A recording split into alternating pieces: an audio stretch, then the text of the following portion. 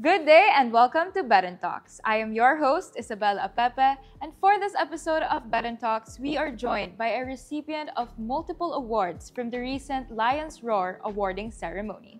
These awards being PICPA, MMR Accounting Quiz, second placer, NFJPIA Academic Conference, first runner-up, JPIA, UP Asset Top 50, rank 16 out of 561 students, AMV Quizbee, rank 12 out of 36 teams, Philemon Cup, second placer, group, Philemon Cup, rank 2, individual, NCR Cup Series RFBT Cup finalist, rank 17 out of 93 quizzers. And on top of all of that, he is also graduating summa cum laude. Let's all welcome to the show, Nathan Casaco. Hello, Nathan! Hello! How are you, Nathan? Masaya naman. Parang hindi ko pa rin ina-expect na nandito ako, pero I'm really still processing na matanggap yung lahat ng achievements, and hindi pa rin ako makapaniwala na after everything that I've been through, nandito. But I'm happy to share this moment with you, and I thank the Beda CMS or the Tatak Bedista for having me in this special coverage. Of course, we're very honored to have you here. You know, I'm curious about who Nathan is beyond his achievements. So we know that you're a very dedicated, hardworking person. Seeing all your achievements, ang dami talaga, di ba? So, who is Nathan beyond all of those achievements? So, kadalasan kasi parang kapag tinatanong nila na parang sino si Nathan, parang sinasabi na lang nila na parang, ay, matalino yung taong yan. Pero deep inside, I know na hindi lang siya talino. Like, I am a person na talagang masipag ever since. Like, nung bata ko, parang laging talaga nilang sinasabi na parang masipag ako mag-aral, na kahit anong pangarap yung parang binibigay ko para sa mga tao. Parang ginagawa ko yung best ko para matupad to. And also, nung high school ako, I am also a volleyball player. And also, I perform spoken word poetries and declamation speeches nung high school ako. Wow, that's really great to hear. So, you really put in all the work talaga. Actually, one thing that I'm curious about is, was this always your goal? Was it a long-term goal for you ever since you started your college journey to be summa cum laude, to achieve all of these achievements that you've achieved? Tell me about it.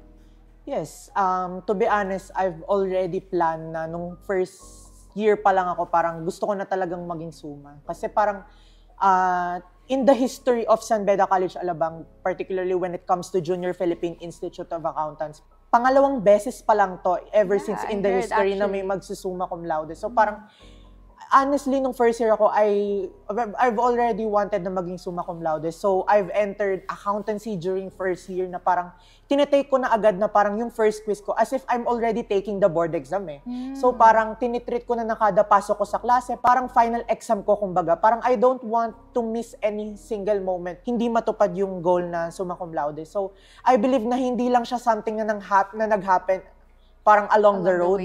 Yes, consistency talaga yun ever since na parang ito yung nagdala sa akin to reach this very moment na kinakausap mo. Wow. So, you've mentioned summa cum laude. That was your your goal talaga. Yes. But what about your org work? Was it something that just happened along the way, or was it also something na you wanted to also be active sa organizations mo? To be honest, hindi naman talaga ako na parang BS org na gano'n na person na parang maraming organization na sinasalihan. Pero parang ang naging motivation ko lang is parang natutuwa ko kapag marami akong lower years na nai-inspire. So parang I joined JPIA ACES. This is a sub-organization in JPIA na parang nag-tutor or nag-handle ka ng mga review classes sa mga lower years mo. Parang doon ako mas natutuwa na parang meron akong nai-inspire na lower year na mag-aral din tulad ko na parang may sumusunod ba sa footsteps mo, ganun. Kasi to win the contest is an achievement, but to help others to win the same contest too, when they get to experience that, it is another level of achievement for me. So parang, aside from the org works, like aside from being a student office, parang an officer, hindi ako officer, na parang someone who joins external competitions, I've also like inspiring other people, particularly the lower years po. So inspiring your lower levels became your drive to do more, to be more. That's great.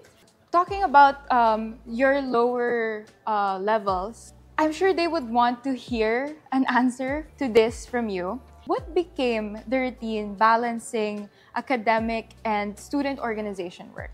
Technically, I cannot call myself an executive officer of JPIA kasi hindi naman talaga ako like parang hindi ako nag-hold ng formal position sa organization namin.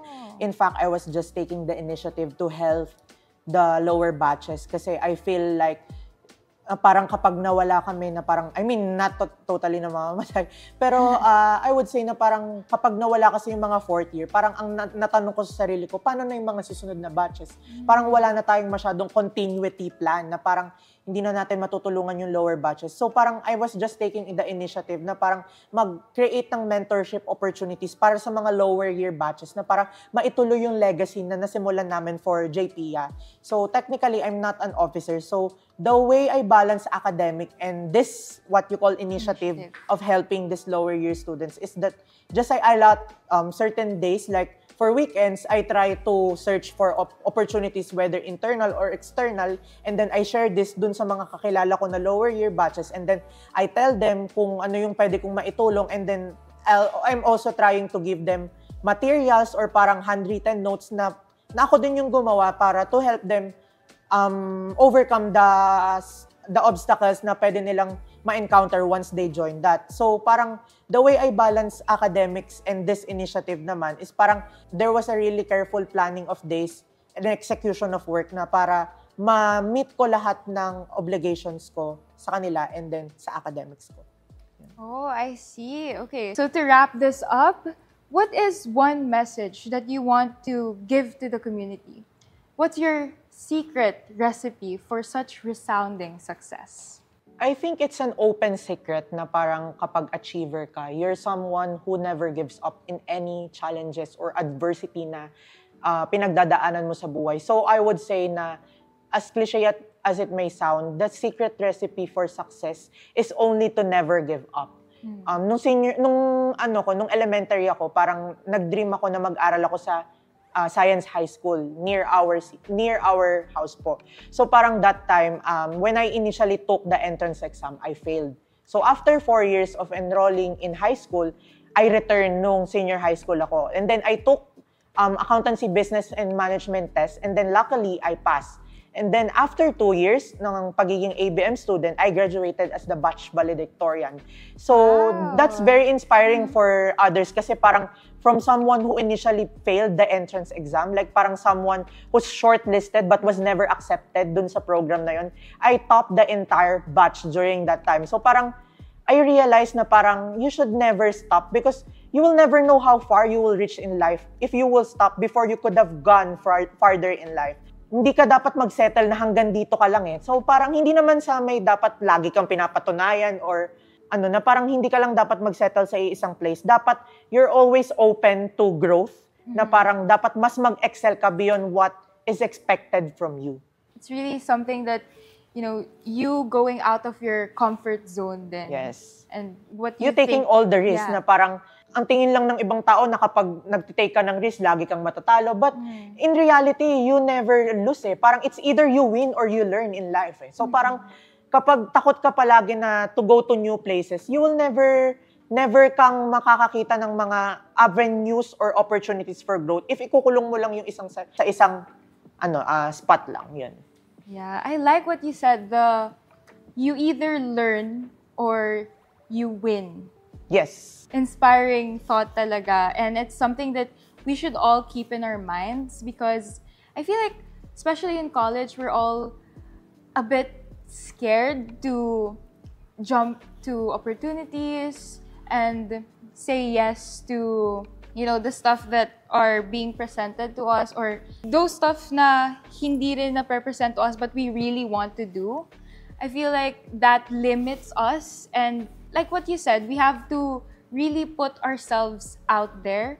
And it's the only way talaga na malaman kung maaabot mo ba yung ibang bagay sa buhay. So, for everyone watching, thank you so much for your time. Thank you, Nathan, for your time, for telling us, for trusting us with your story, for telling us your journey. I'm sure it was a very fulfilling ride, and we're so proud of you for all of your achievements for Summa Cum Laude. Congratulations once again. Thank you. So yeah, thank you so much for tuning in to this episode of Bed and Talks. Once again, I am your host, Isabella Pepe, and see you next time.